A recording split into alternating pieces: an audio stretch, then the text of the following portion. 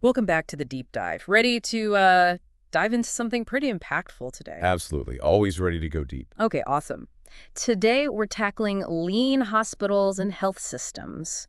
We'll be looking at an excerpt from Lean Hospitals by Mark Graban. He's like the expert on lean in healthcare. Oh, yeah. Graban's work is foundational. So picture this. A hospital with half the errors, half the wait times. Is that even, like, possible? And it's ambitious, right? It does. And what if, on top of that, you worked in a hospital where your ideas actually mattered, where you felt empowered to, make things better? That'd be pretty transformative. That's the kind of big change that lean is all about. It's amazing how lean thinking, which started with Toyota in manufacturing, can be applied to something as complex as healthcare. Right. Like from cars to saving lives. Exactly. And, we often hear lean makes things twice as good, but this excerpt argues it goes way beyond, just small improvements. Mhm. It's about breakthroughs that dramatically improve outcomes for both patients and the people caring for them. It's not just doing things a little better, it's like rethinking the whole process. Exactly. So what does that kind of like huge GE improvement look like in a real hospital? The book gives this incredible example. Allegheny General Hospital.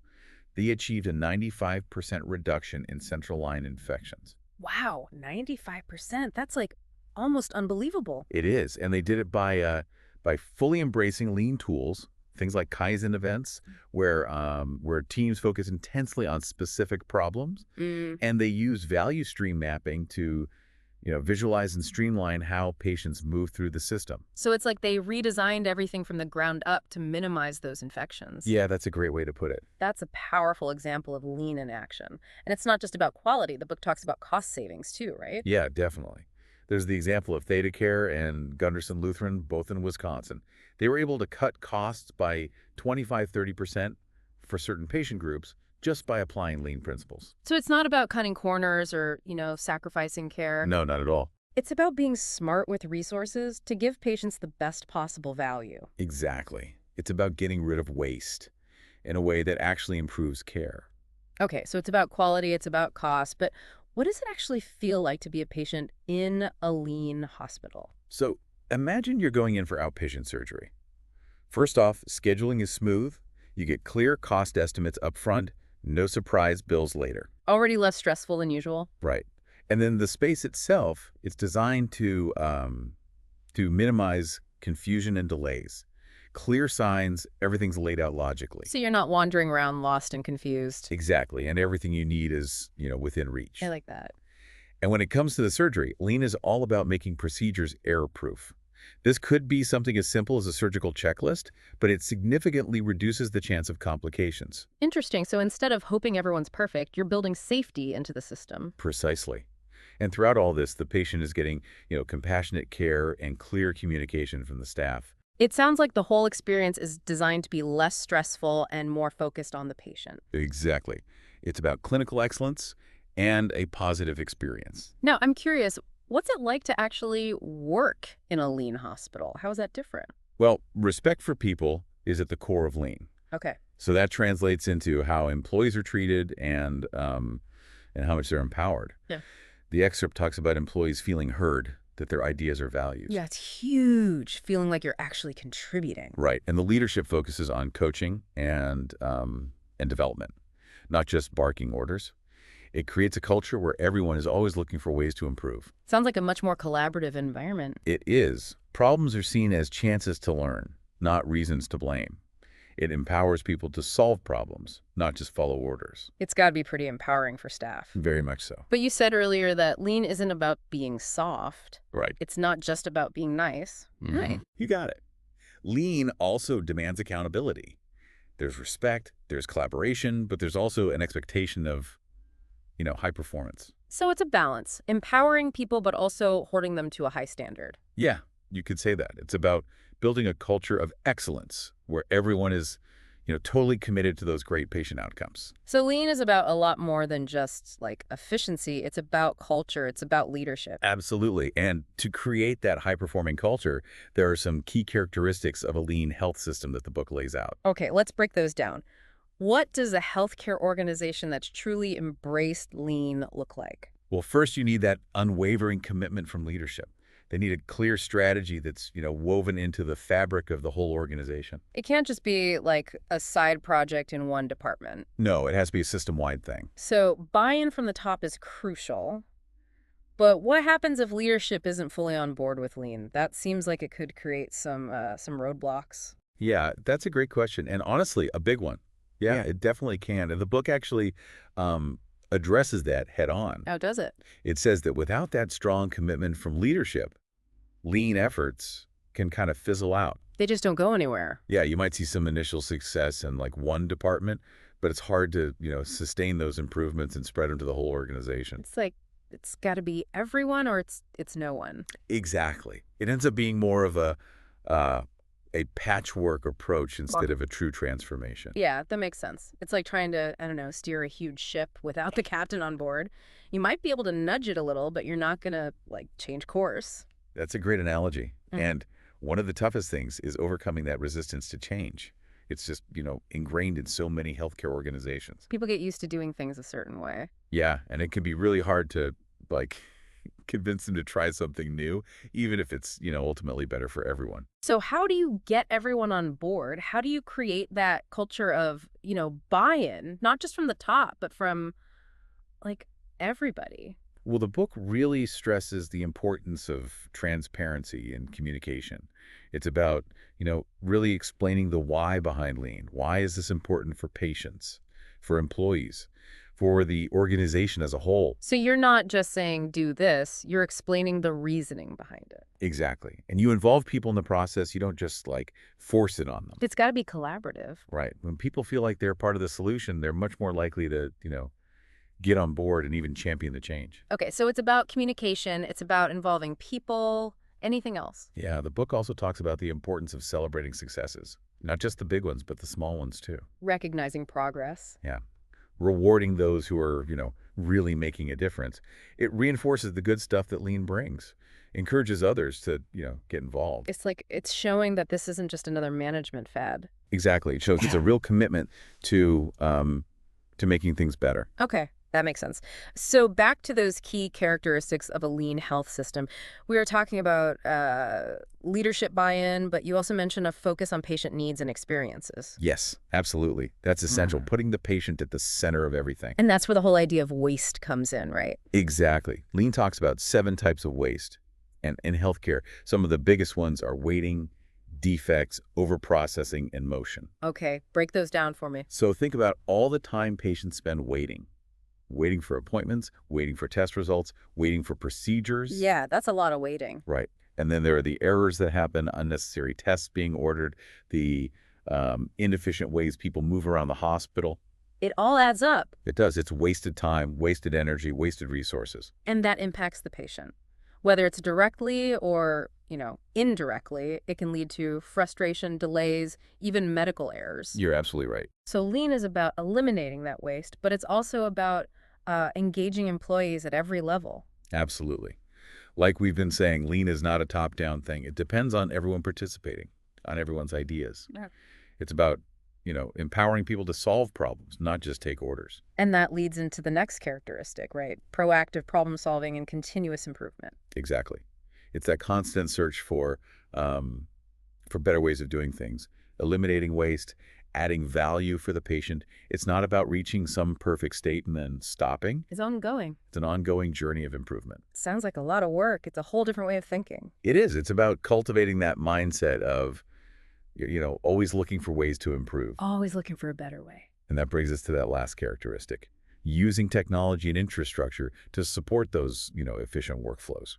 So it's not just about having the fanciest gadgets. No, it's about using those tools strategically to, to really support those lean principles and make patient care better. Technology as a tool for better care, not just technology for technology's sake. Exactly. Now, I'm curious, are there hospitals that tried to do lean but it didn't work out? What went wrong in those cases? That's a really important question. And yeah, the book does mention some cases where hospitals struggled to really make lean work. One common problem is treating lean like a bunch of separate projects instead of, weaving it into the organization's DNA. So it's not enough to just have a lean department or do a few workshops. Right. It needs to be a fundamental shift in how the entire organization thinks and operates. It's a change in mindset, not just checking boxes. Exactly. Yeah. And another mistake is not really engaging the frontline staff, the people who are actually doing the work. Their input is crucial. It is. Lean relies on their expertise, their insights, and if they feel like they're not being heard, the whole thing can fall apart. So it's not just leadership buy-in, it's buy-in at every level. Absolutely. And finally, a lack of patience and persistence can also be a problem. Lean transformation takes time, it takes effort, and there are going to be setbacks along the way. It's a process. It is. You need that long-term vision, celebrate those small wins, and be willing to, learn and adapt as you go. We got to be in it for the long haul. Exactly. It's amazing how lean, something that started in factories, has become so relevant in healthcare. It is interesting, right? But it makes sense. When you think about it, they're both complex systems with that same goal, delivering value. That's a great point. And what's exciting about lean is its potential to tackle some of the biggest challenges in healthcare, improving safety, reducing costs, making the patient experience better. And those examples we talked about, Allegheny General, ThedaCare, Gunderson Lutheran, they show that lean can actually deliver. Yeah, they do. It's not just theory, it gets real results. It's not a magic bullet, though.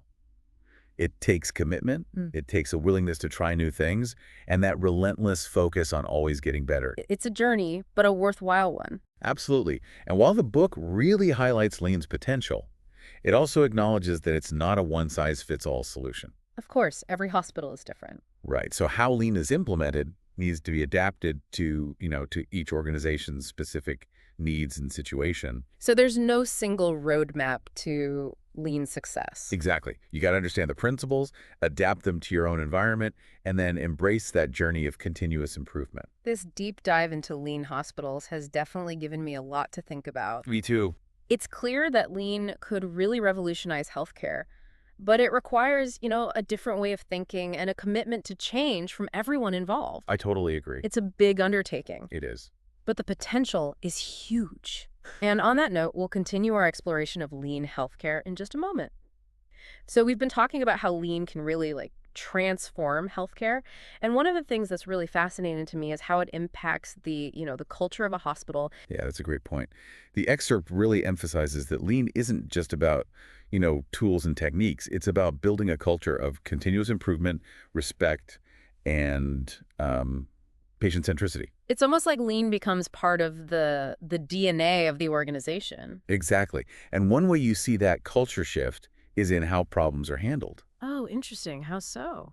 Well, in a traditional hospital setting, problems are often seen as, something to avoid or something to blame on individuals. But in a lean environment, problems are, they're seen as opportunities to learn and improve. Okay, so instead of hiding problems, you're actually embracing them. Yeah, exactly. You're using them to get better. And this goes back to that idea of empowering employees. Right, giving them the space to speak up. Exactly. When staff feel safe to talk about problems, share ideas, try new solutions, that's when you start to see real innovation. It's like creating that space for creativity and problem solving. Exactly. And that's where leadership plays a huge role. In creating that safe space. Yeah. The book talks about the importance of leaders who are, humble, who listen, who are committed to developing their teams. It's not about having all the answers. It's about creating an environment where everyone can contribute to finding the best solutions.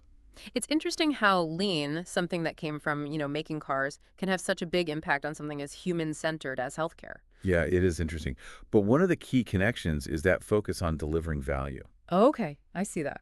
In manufacturing, value is all about what the customer wants and needs. And in healthcare, the customer is the patient. So value means providing safe, effective, and compassionate care. Exactly. And lean gives you a framework for, aligning all the processes and systems in a hospital around that goal of delivering value to the patient. So it's about removing the obstacles that prevent you from delivering that value. And empowering staff to constantly make the system better. We've seen how lean works in practice. We talked about Allegheny General, ThedaCare, Gunderson Lutheran. They all saw amazing results. Yeah, lean can really deliver. But it makes me wonder, if it's so effective, why isn't every hospital doing it? It's a great question. And the book actually acknowledges that there are barriers. Some of them are cultural. Like what? like resistance to change, fear of failure, just not understanding lean principles. So it's not just about implementing a system, it's about changing how people think. Right. And then there are structural barriers too, like limited resources, competing priorities, lack of alignment within the organization. It sounds like there's no easy fix. No, it takes commitment from leadership, a willingness to, to invest in training and support, and a long-term perspective. You can't expect overnight results. Right, exactly. And even when hospitals do go all in on lean, it's an ongoing journey. It's not about reaching some endpoint and then stopping. No. It's about constantly striving to improve and innovate. Always raising the bar. Exactly. And I think that's what's so inspiring about this excerpt.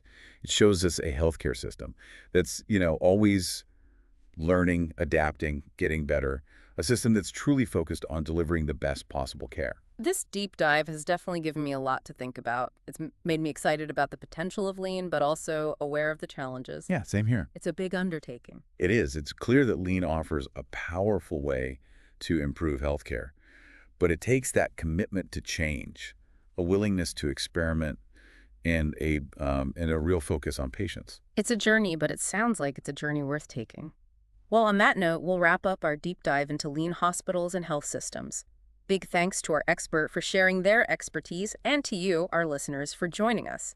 We hope this deep dive sparked your curiosity and maybe even inspired you to think about how these ideas could apply in your own world. Until next time, keep on diving.